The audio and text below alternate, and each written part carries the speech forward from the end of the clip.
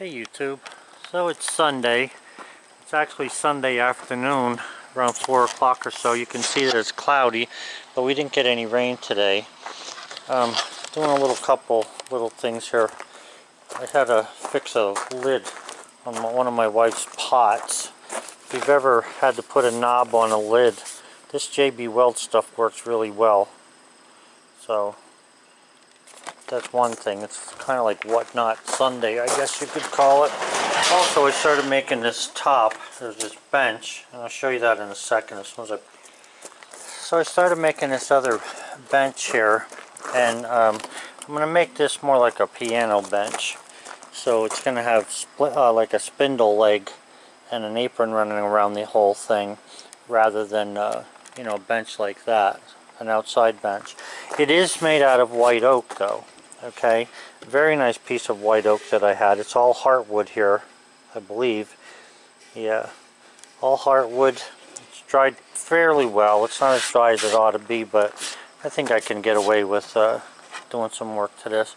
So anyway, I have this design cut like this. It's like three circles actually coming together. I need to clean that up a little bit. This one here I did file up kind of nice, but what I want to do is put a routed edge on it. I'll show you the edge. Now I'm not done with this.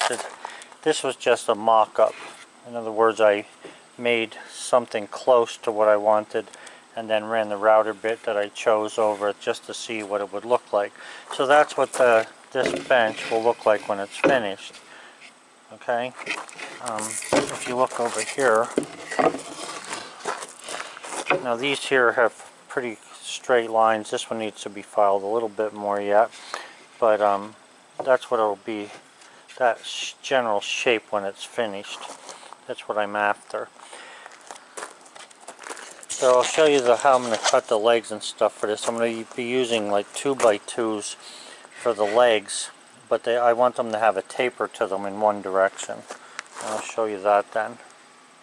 The legs are, and this is all in a rough state. It all has to be sanded and planed and all kind of things. These are the legs. The tops are square 2x2s, but I don't know if you can tell, they're tapered on the inside in both directions. So the way those legs are standing there, that's how the four corners will be. This is going to be then the apron that attaches the legs together. So what I'll be doing is cutting a, I think, probably a groove through here, dado I guess it is, or just partly through, 3 inches or whatever the width of that board is. Slip them together and that'll be the leg and the base for the bench. So I'm not going to make any kind of drawer in it. I know a piano bench should have a drawer in it. I'm not going that far because, you know, I'm just doing this to help somebody out with this charity thing, and I don't have time to make that. I shouldn't even be doing what I am doing. I have lots of other work to do. But anyway, that's where I am so far. I got to split these down the middle. And since I was working with white oak, and I've never turned white oak before, I decided to throw a piece of it onto the lathe just to see what would happen with it. I want to see how fine it can be cut. It looks like it's not bad there, but I'm going to turn that into a round dowel. I won't be able to use a piece that big for this table, but I think I'm going to just see how it turns, and if it turns well, I'll probably cut a couple of 3/4 inch squares out of the stock I have in white oak and turn them down to 1/2 inch dowels and use them to hold this thing. So I'm going to take and split these now on the pencil line there, and then I'll have all my pieces basically cut. And like I say, I just have to cut them to length exact and plane them and groove whatever and go from there. Okay, so those pieces are the front and side supports then for the legs, the braces, and they'll also support the seat. So now I have all the pieces cut. I just got to work on them to get them to the shape that I want. Alright guys, so I have that piece of wood left over from the mock-up that I was doing. So I'm just going to go ahead and cut these pieces out here, and then I'm going to turn these into dowels for myself. I'm not going to put that on YouTube because I already have that on. All I'm doing is just showing you how I'm cutting the pieces. They're like this wood is 1 inch thick, 7/8, so these lines are going to be 3/4 apart. Guys, in case you're interested, I'm doing this with one hand, so just bear with me. Yeah, the moisture content of this wood I'm working with is around 13%. Now, 13 is pretty high for making furniture. However, this stuff was recently sitting outside, and it's mostly on the surface that it's wet. It's wetter on the surface than it is on the interior.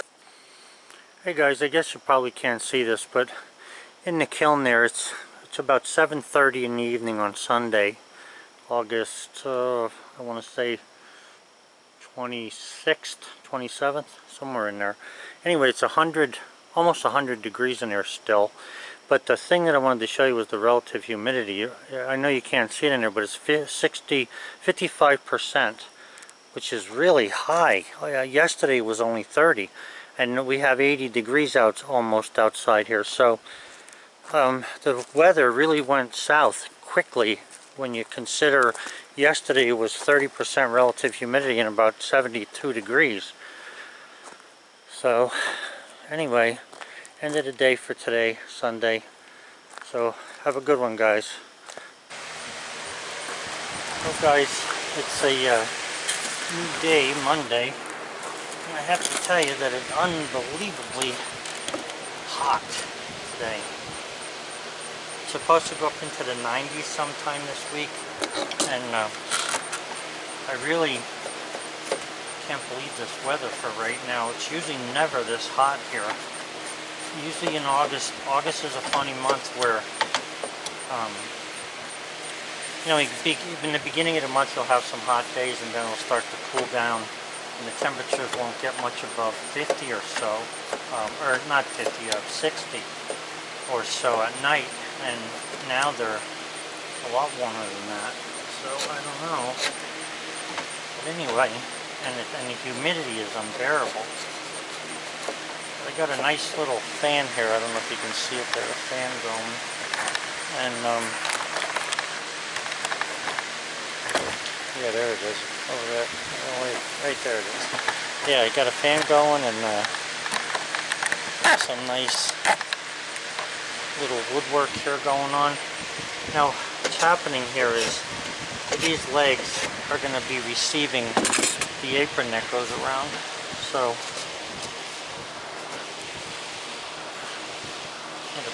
take a little more out of that direction yet, but that's how these are going to be held together, and then I'll glue these, and these things will be, they're snug already.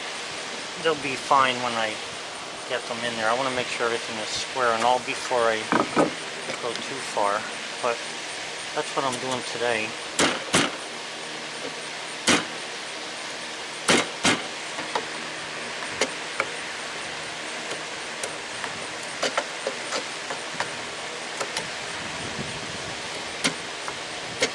So this is the first leg I started working on. What I did this morning was I planed this white oak off here.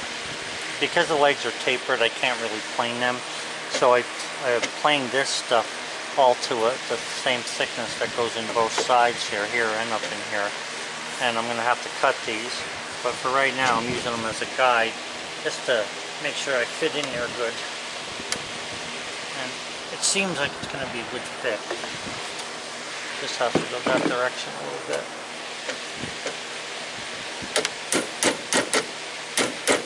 I'm going to have to do a video on, I think I might have to do a video on myths of tree beliefs or something. I had gotten a really interesting comment this morning that I enjoy reading. The guy was saying about how the center of a tree, like say this is the woods and out here is a field, he was saying that the more wood will grow on the field side of the pith than on the opposite side. Now I don't know, I don't personally know whether that's true or not, but it's an interesting subject if nothing else. Now, the best thing I like about his comment is he wasn't, you know, trying to be some kind of a big shot or anything. He said mostly and sometimes or something like that, but you know, he left himself some room for error just in case, and rightly so, because in this neck of the woods they say that the moss is on the north side of the tree. I can show you trees in the woods where that is totally false. Totally. So, not saying it's always false, but if you're lost and you don't know which is false and which is not false, how do you find your way out, you know, of the woods if you don't know where you're at, as far as north goes? So, it's an interesting topic, and I think I'm going to do a video on it, but not right now.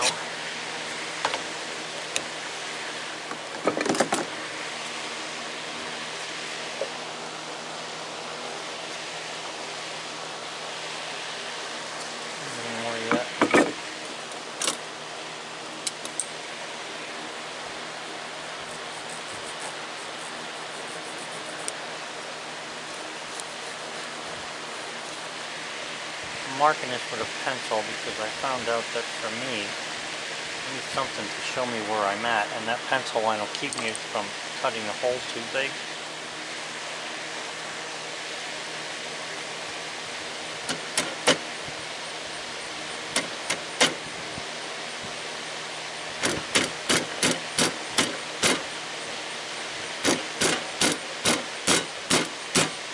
Well, I sent away from my injectors for the backhoe. When I was using the backhoe the other day, I was helping my neighbors out with a little road that they wanted to put in, and man, oh man, I'm lucky I got home with that thing. It was smoking so black it looked like an old locomotive running. So I determined that it wasn't the distributor. There's a distributor, and I don't mean like a point distributor. There's a distributor that distributes diesel fuel into the injectors. And what it is it said that if that thing has problems, and this is from the manual, in most cases the machine won't start, but it'll be hard starting. Well, that's not my problem. I don't have a hard starting machine except in the winter. So, I think that getting the injectors is going to pay off.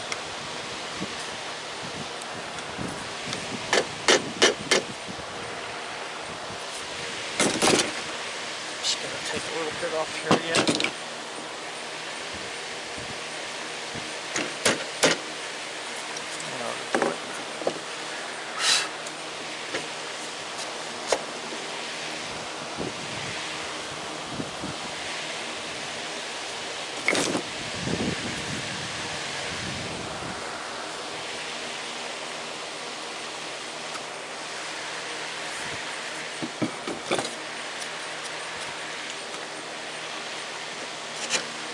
So anyway, I've got the injector someplace in Louisiana.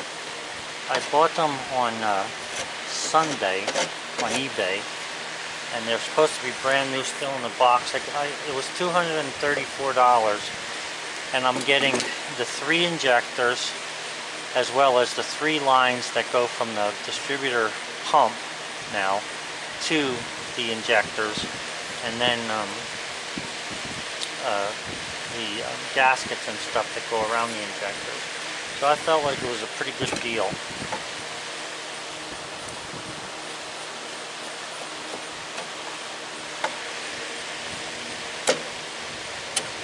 Although I saw some injectors that would fit that backhoe listed for as little as 40 bucks, but I figured, well, you know, I'll go after the kit, and the guy had a whole bunch of good comments about them and stuff. He has a 30-day return plan in case there's something wrong with them. So I think I don't think I went wrong with it. Okay, that leg is done as far as that goes. Now what I need to do is get on to another leg or two here. It's been taking me a while to do these. I'm trying not to mess them up. That's what that looks like. So So I got to sand this leg down. It's tapered on two sides, the sides that receive the aprons.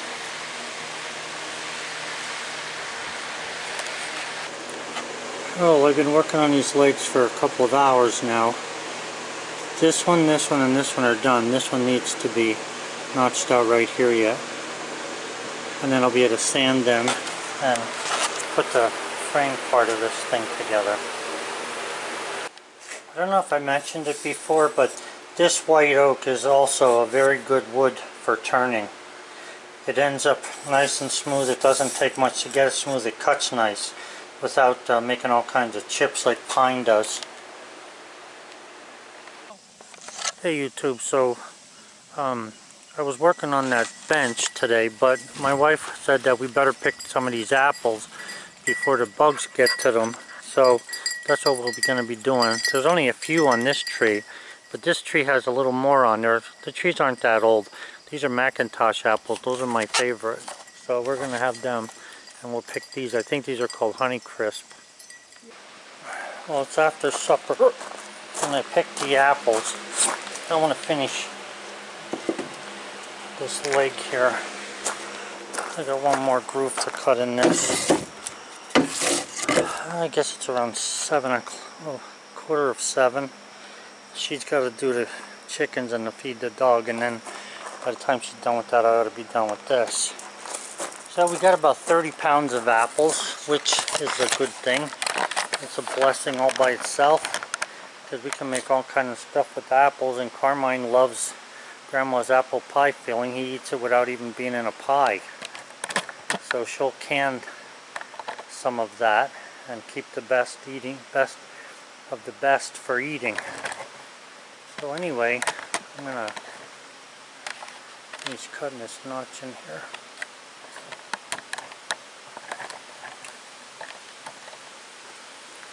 Gotta get my tools.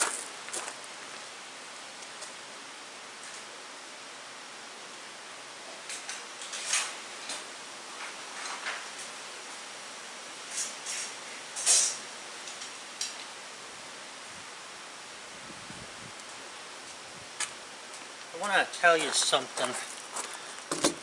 This ain't a rant. This isn't a rant or anything. It's just talking. Yesterday, my wife had told me that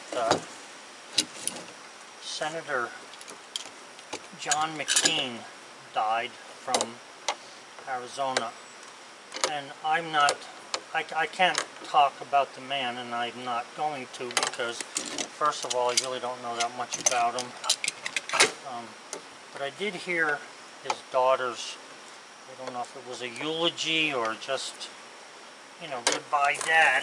But the thing is, I have to tell you know, these politicians, what gets me about them is they get our money, they get our plane travel, they get all the things that they need and want, including some power that they don't even deserve. And I'm not talking about McCain, I'm talking about all the politicians in general. And what annoys me is that, okay, he died, we're going to lower the flags and everything else. Let me just tell you something. There are hundreds and hundreds, if not thousands, of people, men and women, who die every day, who gave all they had for their children, they helped their neighbors, they helped people whether they were in the service or not. They did a good job helping bring America to the best that it could be. They get no recognition. Thousands of them. I think that from now on what we ought to do is not talk about the politicians and start recognizing the individual Americans that are dying, that have never been given any kind of big fanfare throughout their whole life, yet they have done very good jobs for building America, for keeping things good, for raising decent kids, for putting themselves last when everybody else was, you know, at the table wanting. I think that those are the Americans we should be talking about, not politicians who have been in the limelight their whole life looking for you know, more fanfare and votes. What about the people that have not gotten votes? And there's lots of them. I know lots of people who grew old and died and were good mothers and good fathers, good grandparents, and just good people in by themselves. They don't necessarily have to be parents or grandparents. And they get nothing. Now, I'm not saying nothing in that if, you know, if they believe, then they get what they got coming from that. But even so, you know, I get tired of listening to all this, all about how wonderful the politicians are. Anyway, I'm not going to talk about politicians. I'm not saying they don't deserve something. I mean, if the guy was a prisoner of war and he did it for this country, and you know, you hear all kinds of stuff. You don't know what to believe half the time, because half the people will lie about everything. But anyway, I'm not going to talk about the politicians. What I'm going to talk about are the people. When I went in the house to eat, and like I say, it's around 7 o'clock. I went in the house to eat supper, and my wife doesn't like when I go on the computer or the little tablet thing I have when we're eating supper. She wants my attention, and you know, she deserves my attention. That's not an issue. But I was getting some responses, and she didn't quite have supper out yet. So I was reading some of the things there. I was reading from a guy from South Carolina that I thought was amazing.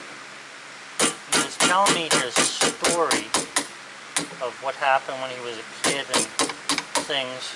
And I've got to tell you, there's a whole lot of people, and that's why I'm saying what I'm saying. There's a lot of people who deserve some recognition far beyond what politicians deserve just because they were politicians.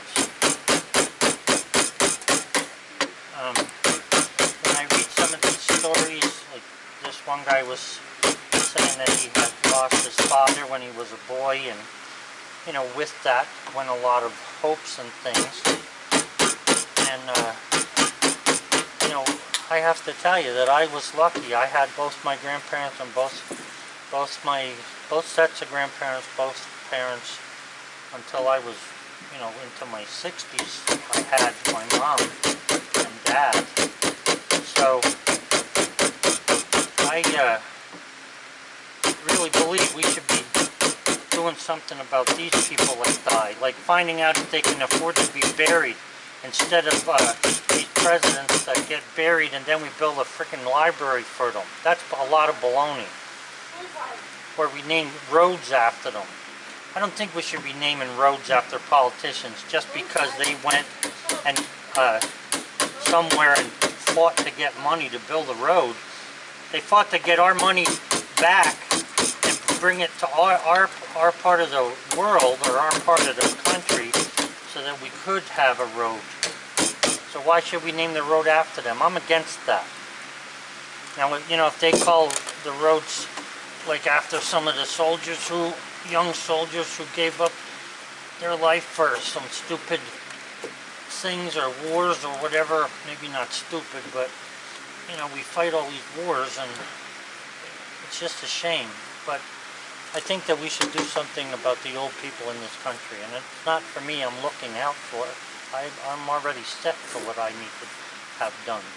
But what I'm saying is there are some people in this country who have given a lot to it and gotten very little from it, and they're not even telling you who they are, a lot of them. Some of them claim to have done and don't get much themselves anyway, or they claim stuff that they never really did, but there's a whole lot out there, and I'm sure there's a way to determine, you know, who did what and whether they should get something. I don't think that anybody in this country who has worked and just worked, they don't even have to have served in the service. I don't think anybody in this country who has worked for a living and helped to build this country up to what it is, I don't think any of them should have to be worrying about paying property taxes so they don't lose the farm that they've lived on for their whole life and worked. Okay, I think that's a lot of nonsense.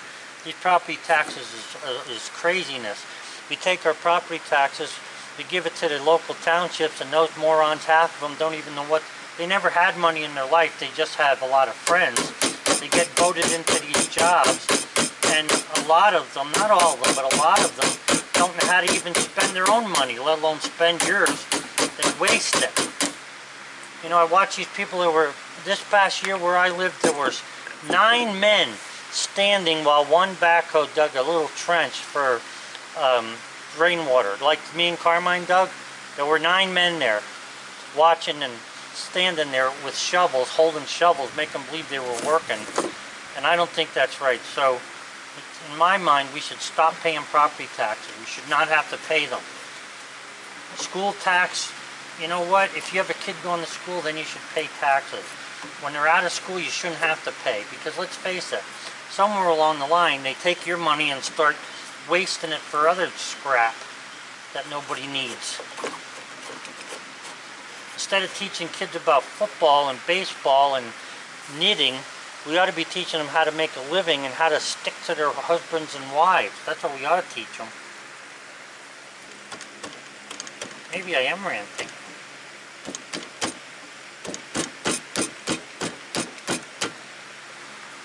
Anyway, this guy, he was a young boy that sent me the email. He was a young boy and his dad died. So, instead of going the route that he originally thought he would be going, he ended up taking a couple different routes. And now he's 81 years old, and he's not sorry for what happened. He accepted what came against him and did what he had to do. And there's a lot of guys out there that watch this channel that do these same things. I gotta tell you, you're a better man than me, because I don't know what would have happened to me if it wouldn't be for my parents and my grandparents. I feel like they were the ones that were, you know, influential in my life, and I don't know how I would have gotten through life without them. And I was lucky to have them, and, you know, blessed to have them, or whatever you want to say. So anyway, again, I'm sorry that McCain died. I don't like anybody, and I'm sure that his family's, you know, weeping or, you know, the loss. At least they should be. But at the same time, why is it that politicians get written up on the national news when some guy who worked his whole life, I know a guy who worked at Bethlehem Steel, worked his whole life, 40 years put in at Bethlehem Steel, never bothered nobody, paid all of his bills, sent grandkids through college and all kinds of stuff, and the guy died, and 2 people came to his funeral, me and the undertaker. That's baloney. His own sons didn't even come to see him. His grandkids that he paid for college didn't come to see him get buried. This is not right. I think people should be arrested when they don't take care of their family. I really mean it.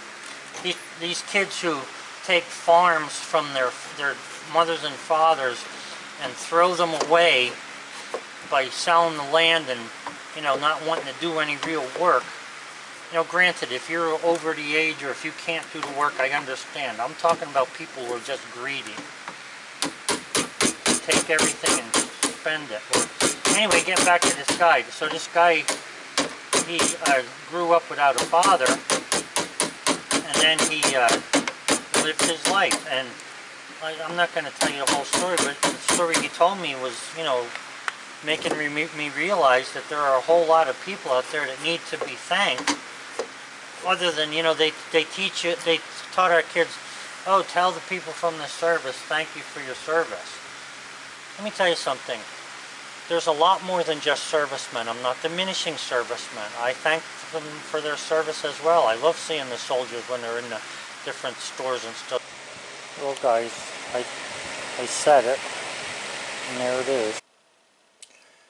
Well, guys, I apologize for that short ending, but I'm editing the video at this moment, and I found out that the battery had gone dead, so I'm just put a new battery in to tell you that I apologize. And what I was saying about the country and the older people and stuff is that the politicians got enough fanfare they got enough recognition during their lifetime. How about giving some to some people that are in the sidelines, in the trenches, doing the actual work for this country? How about we give them some fanfare? Make sure they're buried properly. Make sure they have a tombstone on their grave and stuff. Because a lot of people can't even afford that anymore. Alright guys, I'm done ranting. Have a good one.